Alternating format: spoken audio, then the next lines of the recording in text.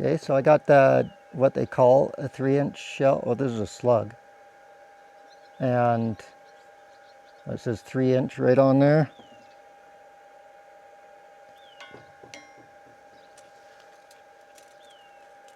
And it is 2.5. So now you know.